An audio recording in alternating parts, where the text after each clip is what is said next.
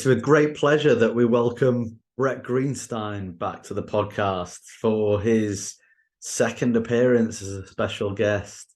He just couldn't stay away, and well, we love having him here.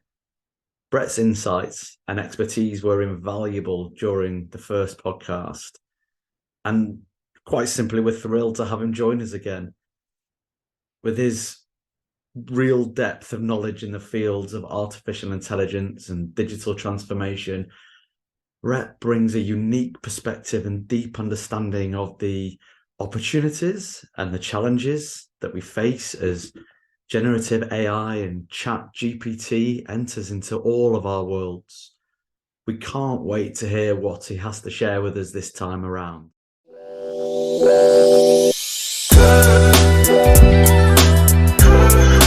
And it's great to once again be here with Bret Greenstein. Bret, wonderful to see you again. It's really wonderful to be here with you again, Rob.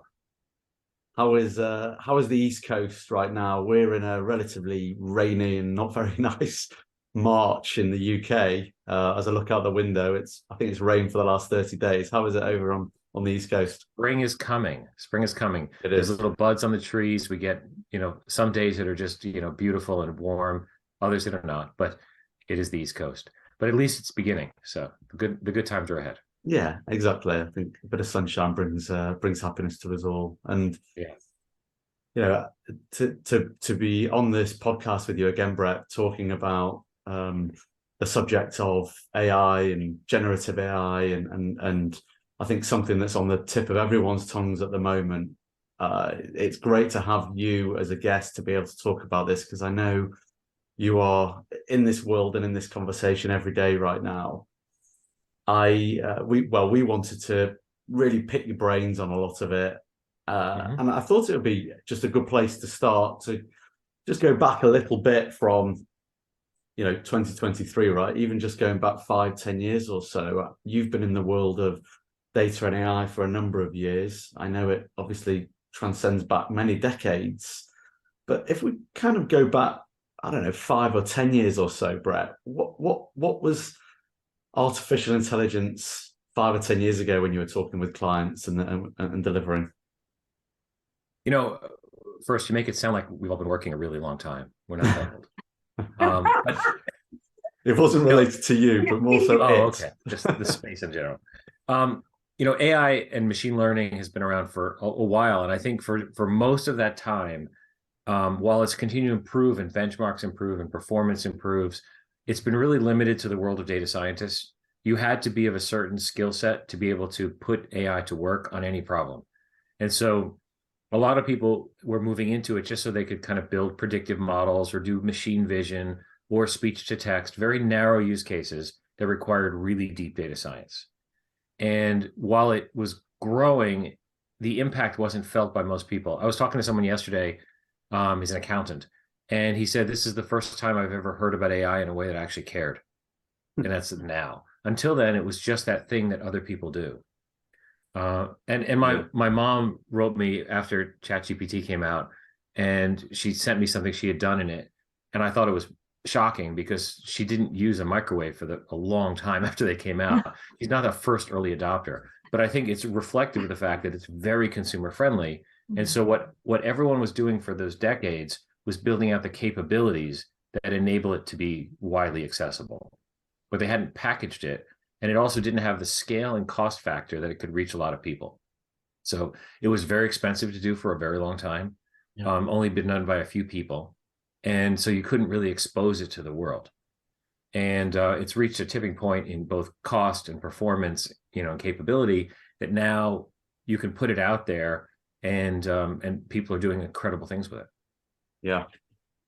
I think that will resonate with a lot of people. The accountant you were speaking to, as far as it's a thing and it's there for the technical guys, but gosh, okay, today now it's in our world.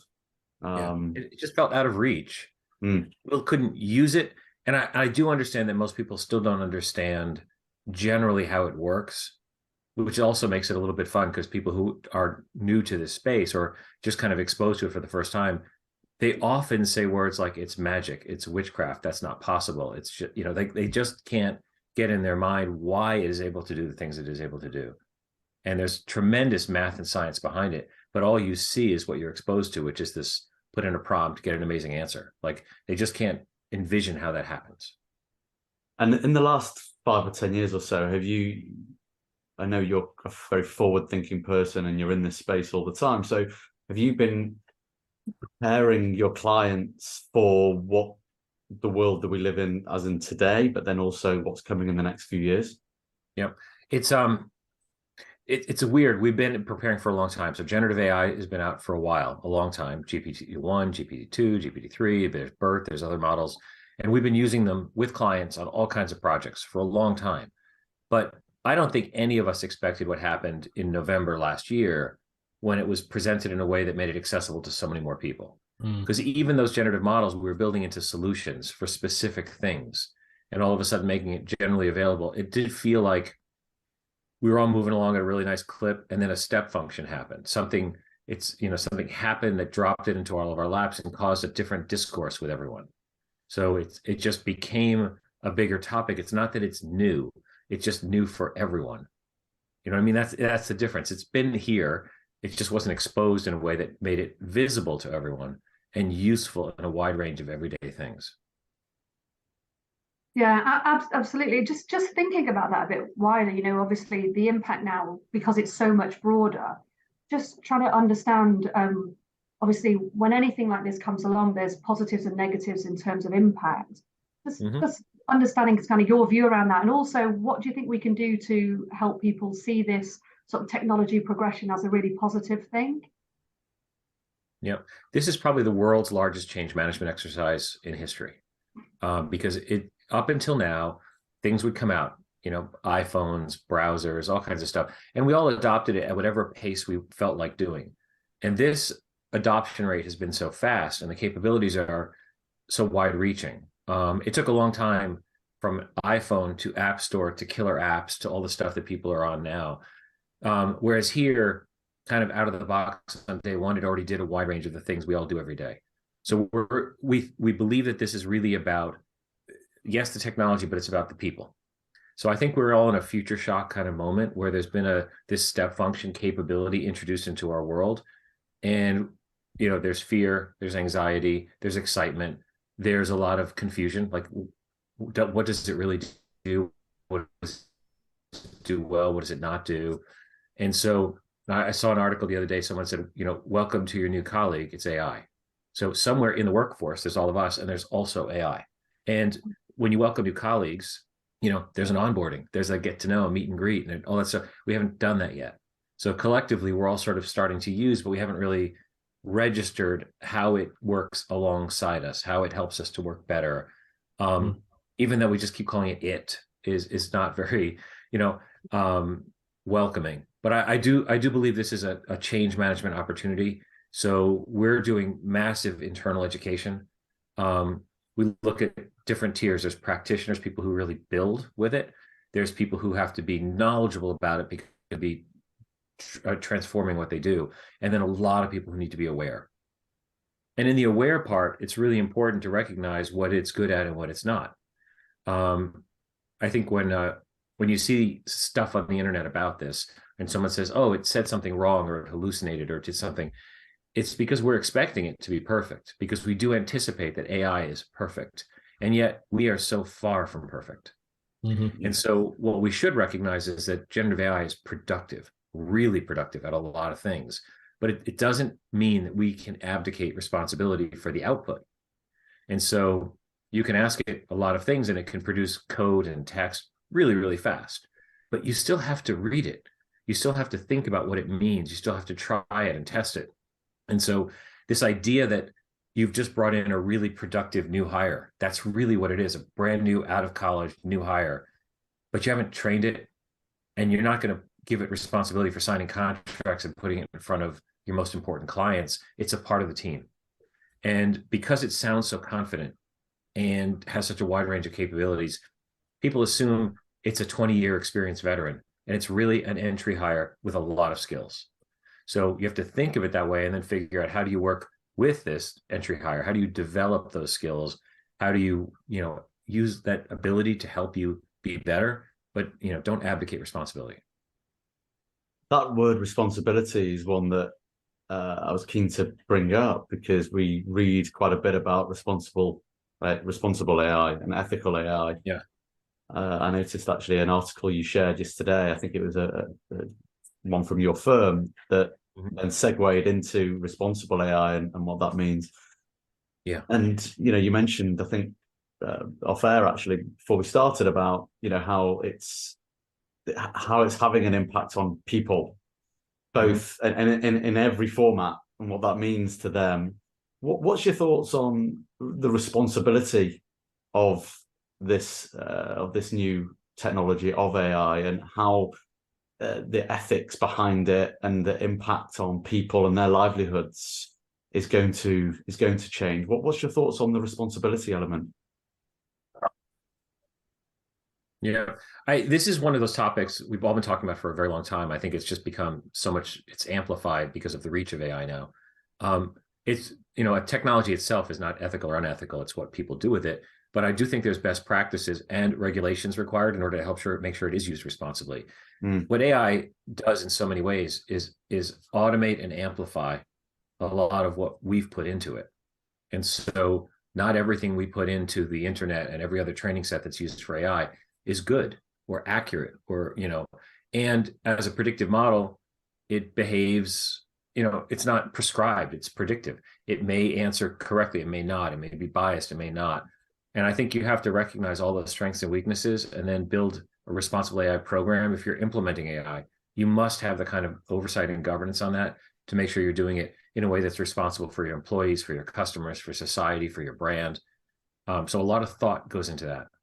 We have policies and practices that we use, for example, to ask ourselves the reach and the impact, to look at the data sources, but also the kinds of output that we get, whether we feel it could be inherently biased or it could create that. And you can't do that with just data scientists. So with AI reaching so many more places, you need people who are representative of people. You need to have an oversight committee that has representative diversity, for example. You need to have different roles in place, legal and risk and HR, just other roles, not just technology roles.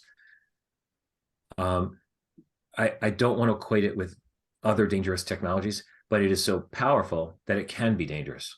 It's also so powerful it can be highly productive. And I think we're all asking ourselves, really hard questions about how and where to apply it in ways that generates business value, positive customer experience, great employee experience. Doing all those things, those are great goals, without bringing some of the downside risks that have happened many times in AI. They've happened also with other technologies, but it's amplified because it's just, it works fast and at scale. I don't want to ask negative questions, I suppose. I want to talk about positives of it for sure. But you talk about their organizations being responsible for their actions with it. But from a wider societal perspective, how far does it go as far as government intervention and interference, as far, to ensure, that responsibility to mankind, I suppose? That's how big we're talking about the impact of this technology. Yep. Really difficult question. One, highly politicized, and also every country has a different set of policies and thoughts about this. And so even if one country were to heavily regulate, for example, other countries wouldn't, and it really wouldn't solve the problem. So I think that there's been protections in place up till now that have limited liability for companies as they implement. That was really necessary in the early days of the internet to drive wider adoption.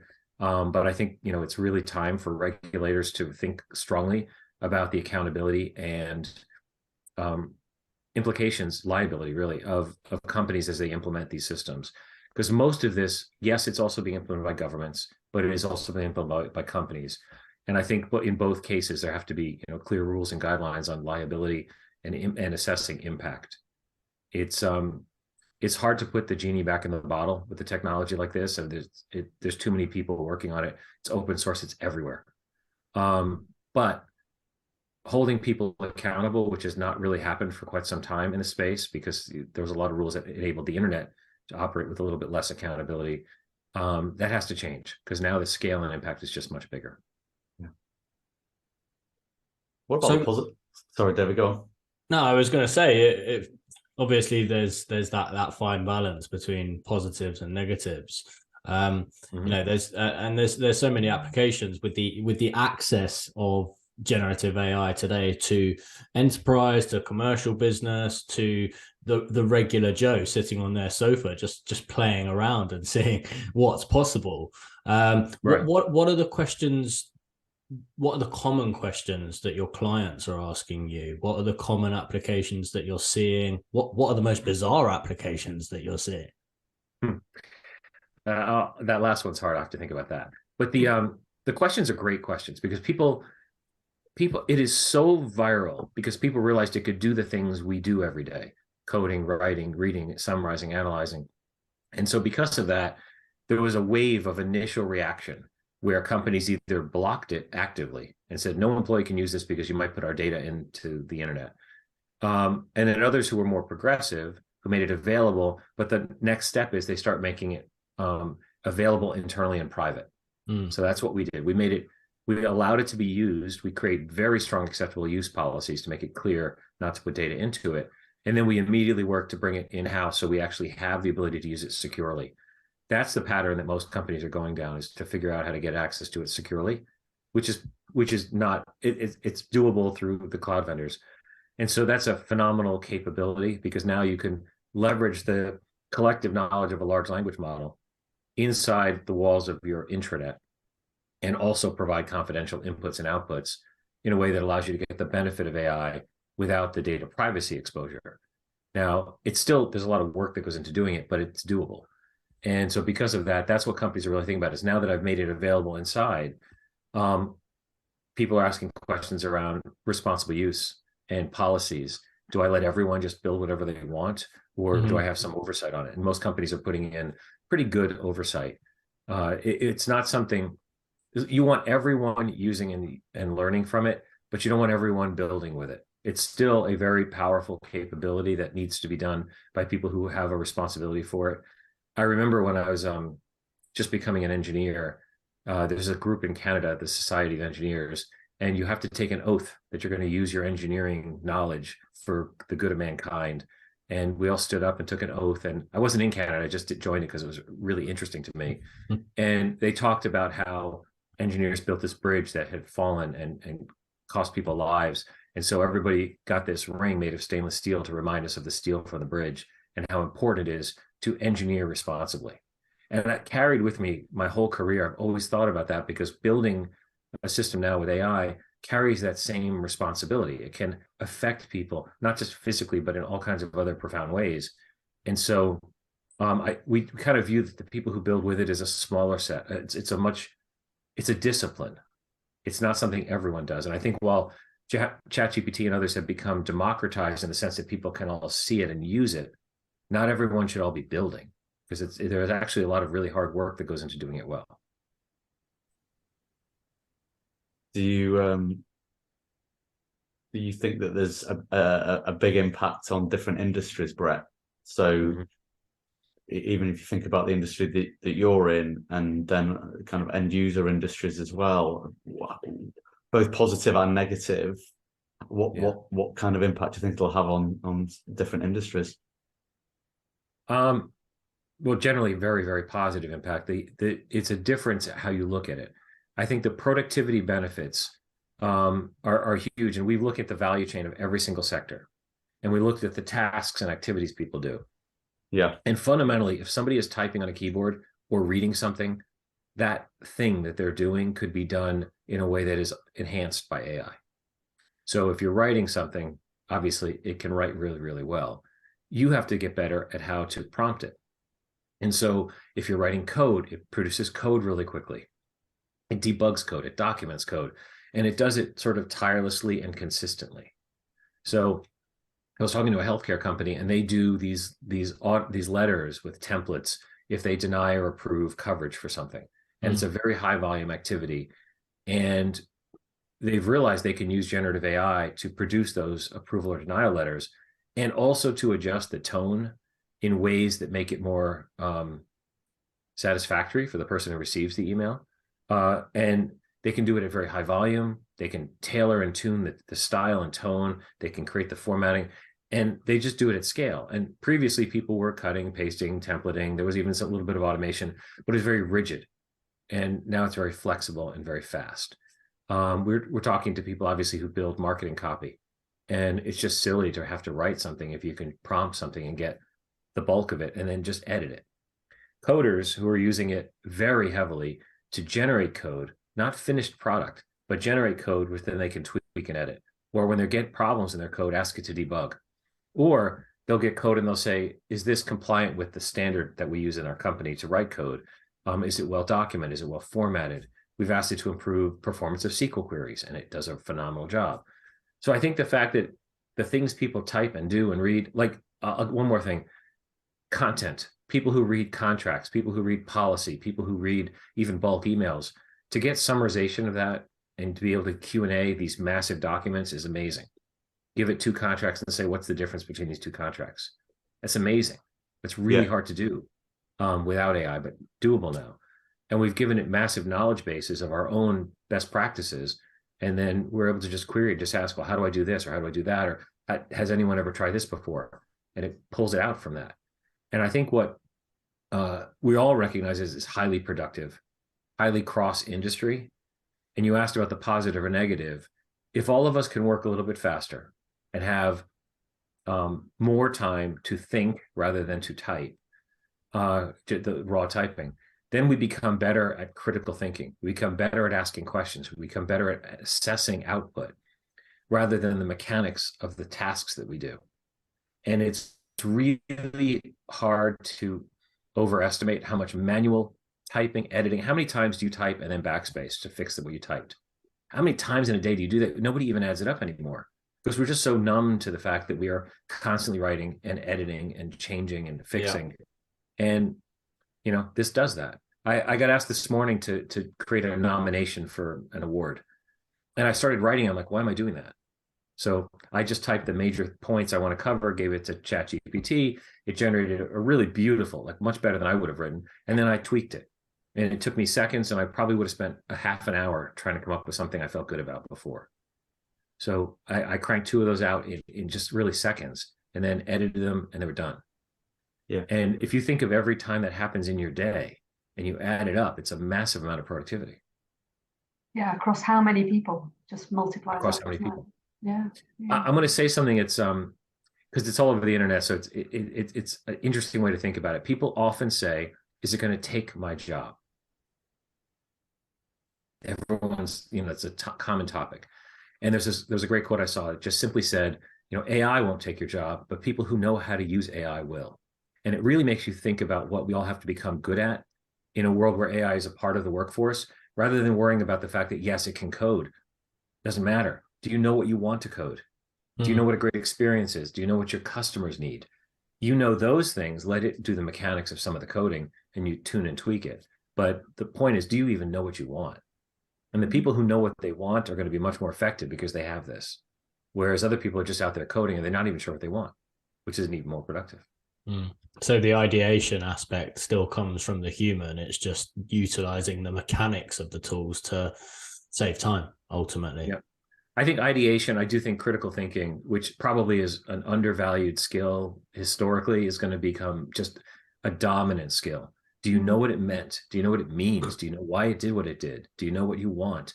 Just really hard critical thinking.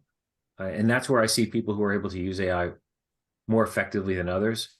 Some people put in a prompt like it's a Google search, like, what is this? Whereas other people are saying, act like an accountant. I'm going to give you this policy. Please tell me what it might mean for my client in the industrial sector.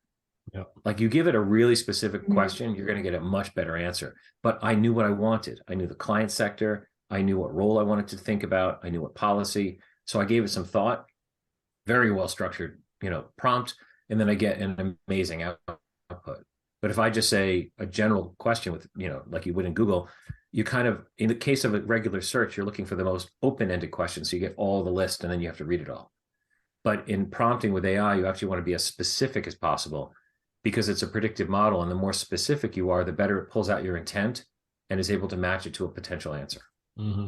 And just to backtrack slightly, Brett, you mentioned earlier that in years gone by, the predominant and core skill to developing AI was very much the data science type skill set. Mm-hmm. Moving forward, now that we've got many platforms that we can build upon, what type of skill set do you see as the real driver to continue the advancement of AI? Fantastic question. So we previously had our AI ML teams heavy in data science, and you would say that was 80% of the team. But the teams we have building with generative AI were business analysts, new roles, prompt engineers, something we're calling a model mechanic, which is someone who understands how to measure the output and assess the quality of output against how a model produced it. And you start adding, and then also obviously people who understand the overall experience. So people who, not UX design, not UI design, but really overall experience design. What persona are you addressing? How does the solution solve problems for them? What kind of information do they need to provide to get great answers? Like each of us individually, we prompt a tool like ChatGPT to get an answer. But when you start seeing this built into more business solutions, the prompting is kind of done behind the scenes. It'll know that you are in HR and you are managing, doing performance management. It puts all the context kind of in there anyway. So you just say, how is Bob doing? And it already knows who you are. It knows your role. It knows the kinds of things you look for. So it contextualizes all that. And in a good solution, that goes in the prompt without your input. Like you just say, how is Bob doing? Knowing the way that you are you and you're an HR performance manager, it knows that context because of the way the solution's built, and then prompts your question plus the other context to get a better answer. So that's why these people who build with AI, they're not just the data scientists. They understand functional things. That's why business analysis is so important. And prompt engineering is an entire discipline now of how to properly structure context and questions into these things. And then people to validate output. Like it gave you an output. You said, how's Bob doing? And it said, he's doing very well. He seems frustrated. Is that a proper answer? Is that enough? Is there more you want? Like someone has to kind of assess that so that they make the solution better over time. It's kind of a full stack knowledge. I'm just making this up. Sounds kind of good though. It's really a full stack knowledge team that you put on these things. It's yes, the data science and data engineering, there's a huge data component, but now additionally these business analysts and prompting and to make really the ability to bring knowledge, out from AI. Just going back to part of the question I asked before around impact on industries, but more so on people and the evolution of younger people coming up and their career, constantly going on a trajectory. Even if we go back further to education, I think education probably needs to change, Brett, as far as how children are and in the universities, how we're taught. You talk there about critical thinking rather than necessarily the what. But then also, how do you foresee, if you think about your career and how you went up in different stages, how do you foresee that changing over time with the use of AI, I suppose, and some of the more manual jobs when you're at the beginning of your career not necessarily being the same perhaps as they were, back in the day, so to speak? Yeah, it's an interesting question, and in the near term, let's start focus on the near term. Education is clearly being disrupted as you look at the percentage of people who are using, ChatGPT to help with their homework. But I still do remember when calculators were banned from schools, and then they were allowed in schools. Yeah. And everyone thought we'll never know math again because calculators will do all the work. And, they slowly crept in. People use calculators at home for their homework, and then no one could trust the homework. Did they really learn their math? Then people were allowed to use it in class. Then people were allowed to use it in tests. And now the calculators people use during tests are programmable, massive. It's just amazing. They're practically computers. And yet people are still learning. And so what happened is more the application of math than the mechanic of math. And I think this is the application of knowledge more than the mechanics of typing and writing and stuff like that. Now, I met with a woman who teaches creative writing. I just ran into her at an event, and she hadn't heard of this thing. And I said, well, if you do creative writing, you probably should hear about ChatGPT. She goes, well, what does it do? So I pull up my phone and I asked it to make a story about her skydiving with a puppy. I just made up something completely random. And she goes, that's pretty creative. And it spit out this really cool story. And she was scared. She had this visible reaction of like, oh my God, now what?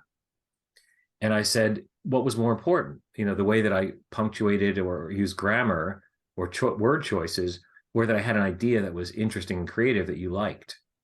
And I said, we're going to have to figure out how to help students to think about what it is they want to create and to use AI to create it. That doesn't mean they're not getting smarter, you're not educating. We have to educate differently. I think the same could be true for generative art. You could say that no one needs to paint or draw or take a photograph anymore because you can generate really realistic and beautiful images with AI. And there was a guy on Instagram recently who had to admit that all of his beautiful portraits were entirely AI generated. He was producing them, everyone loved them. And he goes, by the way, they're all done by AI. And it should just make us aware that he actually had an eye for it. The reason they were good was not because AI produced it, because I've tried and I can't make a good image with AI. But he's an artist who knew how to use it to create something beautiful. And I think that's a big distinction. Not anyone can just write a book because they can use generative AI. You still have to have an idea, a thought, a point, and then use the AI to do some of the mechanics of the writing of the book. Yeah.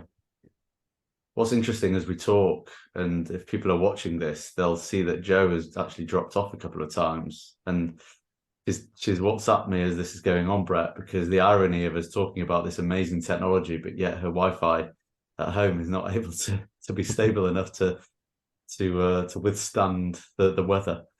So I'm sure Joe will come back and join us any minute.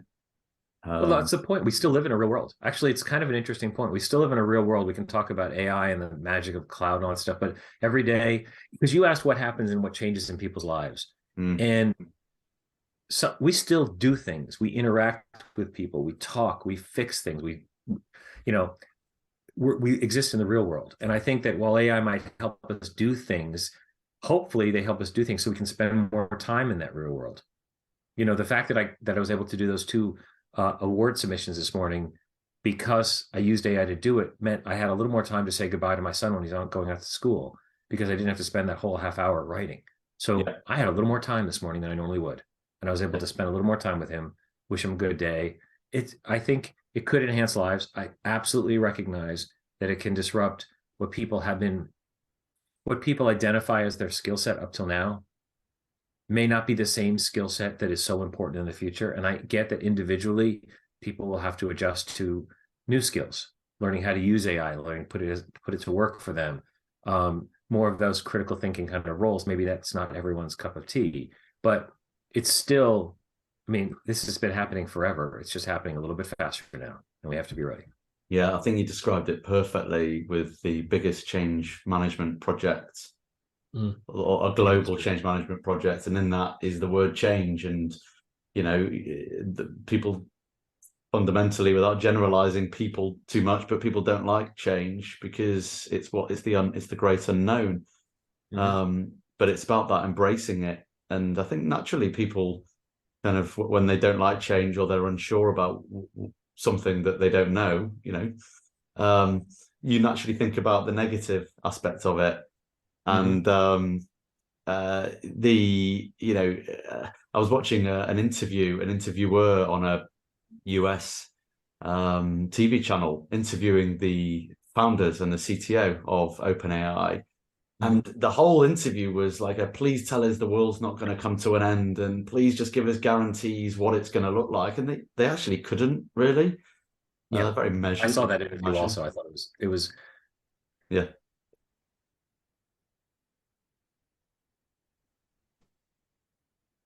Interesting. They're in an interesting position because they have this, but nobody can really predict exactly where it all goes. And I know we all would love a good prediction. Like in 5 years, are we going to all be like? There's a cartoon called The Jetsons. They were so advanced, they only had to work like 4 hours a week, push a button, that was it. That everything else was done for them. That sounds really idyllic, right? Like we don't have to work, but actually work gives us purpose, And I think that what everyone's unsure about is, how does it all play out? What does it mean for education? What does it mean for jobs? What does it mean for day-to-day life? And maybe we'll all have infinite amount of free time and get to create and play and interact with each other. Maybe we'll just have different roles that we work in. I think it's too early to predict. But I've never seen a time in history where something productive and useful by so many people is simply not used. There are some things that only have one purpose, which is not a good purpose, or one purpose, a narrow purpose. This has a wide-reaching effect. I'll often talk to a developer or some other expert in something, and they're always like, well, I can't do what I do.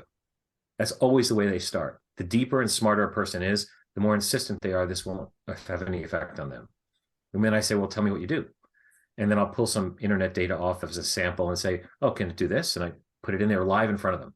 And they're like, it's like that jaw drop moment, like, oh my God. And then the next question is, well, so what do I do next? Yeah. And then we show them how to use it. So I think if you're, whatever role you have, you just have to recognize this is a part of our lives now. And it will get better over time, which means we have to get better at how we use it. Yeah, and I like what you're saying there about, it's so exciting to think that it can fundamentally create more time to do other things, and how you choose to do other things is completely up to you. I'm a big believer in working and using your brain from a classic work perspective for as long as we possibly can, because I think it creates longevity in our lives. Yes. There's no massive science behind that for me. It was my two grandparents who worked on the market till they were 87 and 89, right? And, I kind of use that as an example. But I suppose if we have more time to do more things, it doesn't mean that we can't do more work in that time as opposed to play, right? But if you prefer to play, then that's great. I think. Well, perhaps different work. Like there was a time around 1900 where someone said everything that needed to be invented had already been invented. And obviously that's not true. But you do sort of get these moments where you feel like, oh, we're all done now. And obviously we're never done. So the ability to innovate and to think and to create, I think jobs will evolve, education will evolve. Hopefully we, continue to evolve to work with these tools in ways that create more value. It is also about creating, more time, but also more value. Can a company enhanced with AI generate more value, which can create more economic benefits and impact, even create different types of opportunities for roles? I think it's hard to say that you'd want to work slower. Like, who wants to work slower and not use the tools that can make them productive? Bret, we talked about organizations, and I think we could probably talk more about that in the conversations that you have with your clients. But I think a lot of the purpose of the podcast also is to talk about success, and success of our future leaders is obviously quite critical. And you talk there about learning to be more critical in our thinking. How would you describe that to someone who's on an upwards trajectory? Someone, you've been a leader of many people in your career, so a fantastic leader of people. If you had someone on an upwards trajectory and they were listening to this and going, "Bro, what do you mean by that? How do you put that into action?" What would you say? I think there was a moment in my career where I really wanted to be an executive, and I tried to be an expert on things. I thought if I was just an expert, I would move up. And so this leader in the organization would come to me with these ideas, and every single time I shot them down because they were bad ideas. And at least in my mind. And I was just really, really tough on these recommendations. And then she called me one day and she said, "Why do you say no to everything I say?" And I wanted to say because they're bad ideas, but I decided to not say that. And I just listened. And she goes, "I need you to think about why I'm giving you these ideas. And then change your approach." So I thought about it a lot because she invested the time to tell me that. And I had to figure out what it meant. And what I realized was she was making recommendations in the absence of any other recommendations. She was making them because she was trying to do something, move the business forward, try something new. She didn't know how to move it forward. She just knew it needed to move. And so instead of saying no and telling her 12 reasons why they were bad ideas, I just said, yes, and here's a way you could do it. I had to switch to a critical thinking mindset and realize that it wasn't the question that mattered. It was why she was asking the question that mattered. And it made me better. I got promoted very quickly after that, which was awesome. But more importantly, I changed my way of thinking. And that's what happens when you have these technologies that are good at something you thought you were the expert in. If you were the best coder in your team and now this thing exists, that's pretty threatening. But if you say, what code needs to be built? What problems do I need to solve with code? You become much more valuable to your company. And so my advice to people is to think more about the why and not the how. The how will continue to get done better and better with tools and methods and stuff. But if you're only an expert in the how, you miss the bigger picture. And it's really hard to move forward if you can't see that bigger picture. Yeah, so it's just a lot of thought provocation rather than just looking at things from a surface perspective. Right. It's so easy to just kind of be book smart and just present facts to people without understanding context. And generative AI is effectively really book smart, but it doesn't know the world. It doesn't know what any of the words mean. It doesn't know you or your business. It's just a predictive engine that does a really good job of pulling out intent and predicting the best likely answer of that intent. But underneath the covers, it's math. It doesn't really understand. We collectively have to understand. That's the best thing that we can provide. And so having that ability then allows us to work with a tool that amplifies that understanding and makes us faster, and more effective, but we own that understanding. Very quick segue into another podcast, which we've all been part of, but do you think it has an impact on the role of the chief data officer, chief digital officer, AI officer internally now within businesses? Absolutely. So CIOs, chief data officers, heads of analytics, what they've come to realize is that they've been focused so much on the structured data of the enterprise, the numbers, the tables.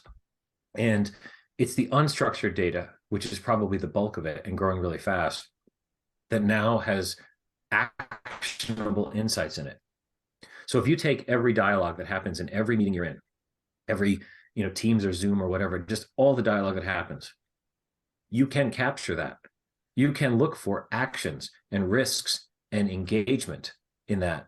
You could bring meaning to that, which today is just floats off into the ether. Like we have this discussion, and if no one's recording it, luckily we are, no one's transcribing it, it just goes off into the air, and whatever we remember is all we have. But it's possible to capture, the words and things we say and do, all the writing and things we do, the knowledge of our enterprise, which is encoded in documents and things we've created over the last, 30 years. All of that knowledge exists in unstructured data, text, all over the place. And so CDOs are asking better questions now. I had a really great dialogue yesterday about the management of unstructured data and what happens to that data over time. Like, let's say you have a document you've been using for years. It's the basis for a lot of your work. And now that versions and changes, you have to kind of bring everyone along to the newest versions. Previously, you'd have to train everyone. But if you're training an AI on these documents, now everyone has the access to the best knowledge. They have to know how to ask for it, but they get the access to the best knowledge, so it can move people along faster. But you have to really be good at managing unstructured data. That knowledge it's gold. The quote, knowledge is power. That's more true now than ever, because now you can use more of that knowledge because of AI. Those documents, those materials, the text, all that work you've produced. It brings a slightly different, a more of a level playing field, I think, to people generally, right? It potentially does. Like in theory, like every agent could be as smart as the smartest agent. Every lawyer could be as smart as the smartest lawyer in theory. But in practice, you still have to know what to ask. And so I think if you put a room full of people and then you had a lawyer bot that's there, that's, knows all the legal stuff, it doesn't matter. Like you and I wouldn't know the right questions to ask. So you still have to have somebody who knows the domain and knows the point so they can get the help. And that's why all of us, lawyers use paralegals to do so much of the bulk work. And so it's not as if they're doing all the work, but the collective team between the paralegal and the lawyer and everyone else in part of their office collectively provides the service. Now you have this other capability that can additionally help in that service. Help or replace a paralegal? Help. Oh, I don't know. I have a family member who's a paralegal, and we've talked about this a lot. And there's things that she spends time on that are tedious. She has templates and forms for creating contracts and communications to clients. And yes, you can copy and paste. And yes, there's ways to automate that in spreadsheets and stuff. But we've already looked at ways that could be significantly more productive. And so you just say, I'm going to need a lease for Bob. So I keep using Bob as an example, but we need a lease for someone. And it should be able to produce a lease based on past leases, maybe even knowing, the type of property or whatever the thing is. So I think it just makes them more productive. And then for her, she's a really smart person who also gets bogged down in a lot of mechanical work. As some of that mechanical work is shifted to AI, she's also able to continue to do the smart stuff. So which I goes don't know. back to it goes back to increasing the value as well there, doesn't it? If you're It does. automating, your AI is covering off all of those basic tasks, you get more time available to add that value, which then creates organizational value on top, and hopefully a sense of purpose as well. I'll give you an example. So we did a large meeting, and people submitted questions during the meeting. We got 53 questions during this 30-minute meeting, and someone copied and pasted them from the app into a spreadsheet. And we were all looking at it saying, I wonder what the big themes are. I wonder how we organize this, because the questions were all written in free form, typos, just messy, and some of them were the same. We couldn't tell what was the same. So we just copy and pasted into ChatGPT and said, what are the major themes of the questions? And it rewrote the questions, collapsed the 53 into 10. And the 10 were a summarization of those questions, really, really well articulated. It was structurally clear and obvious. And then they were a piece of cake to answer. And so it was just took someone to think, why don't I just take all that messy stuff, all that input, which is kind of raw, put it in and get something I can then act on. Now, we also then asked it to answer the questions for us, which is another step and sounded a little bit lazy. And it did a good job at creating the beginner answers. We still had to refine them, but we took steps that would have taken us 3 meetings and just in seconds got the 10 top, the 10 themes of the questions and then generated initial answers. And then we just refined. Yeah, it's brilliant. Incredible.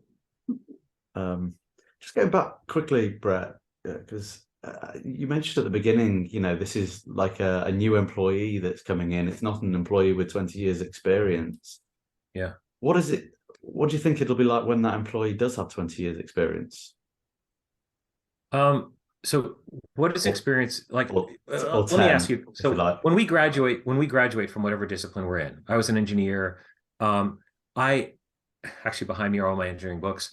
I knew so many facts and things, but I didn't know how business works. I didn't know how people work. I didn't know how to team. I just didn't know the context of putting that knowledge to work. But I was kind of raw and fresh with just fresh knowledge. Now, a lot of that stuff you don't use every day. Some of that stuff you use a lot. I don't think it's reasonable to expect that AI is going to act like someone with 20 years experience. I think the whole point of experience is actually experience. But I think that increasingly, like GPT-4 now passes so many of the exams in the top 10%. So in the US, these are exams like SATs and advanced placement exams. And think of them just as standardized tests in law and engineering and biology and all these things. And it gets in the top 10% on those scores, which is also the type of people every one of us wants to hire. We all want to hire the A students, right? So, but we train them. We teach them things. We give them experiences so that they can have judgment and are able to be effective and then eventually become leaders and eventually become significantly more book smart over the next several years, because it's going to continue to learn more of the input knowledge. But I still come back to the premise that it literally doesn't understand a single word it says. And while that sounds weird, it's really, as a predictive model, it's really good at matching a thought to an output in ways that's very, very advanced. And so those will continue to get more advanced. But we live in the world. We understand the world. We understand our business. We understand our peers. We understand feelings. These are the things that experience brings. So I think what you're going to get is just better, smarter students coming into your workforce, but you're still going to have this judgment and understanding and experience and perspective and context that this will not have. That's brilliant. That's great. Everything you just said, I think is so in line with everything you've said throughout this whole podcast, Ted, from a far more of a positive and optimistic outlook than how, some people are feeling, as we talked about the element of change that can have a negative and pessimistic feel. Mhm. It's been wonderful chatting with you again, Bret. I say it to you every time we speak. We could go on for a heck of a lot longer, and I'm sure we will, and we'll do it again. But I think what has been just wonderful to hear is, as I say, the positive outlook, the way that generative AI can have such a big impact on our ability to do things at pace and to do things with certainty. I love the idea that while we're all searching for success in our own way, that we can still achieve that success while still achieving, the trajectory at work that you might want, but you might be able to get better work-life balance that you've not been able to get in your life.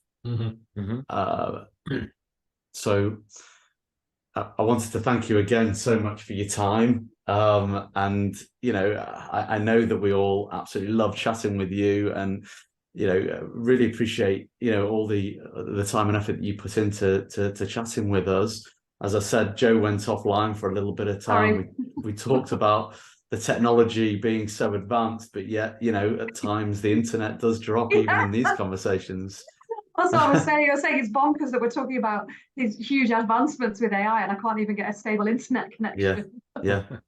Oh, dear. But thank you, Bret. Just so wonderful to chat with you. I hope it was useful for you, and we look forward to speaking with you again soon. I love the conversation. This is a topic I'll love to talk about anytime, and I think there's so much rapid learning.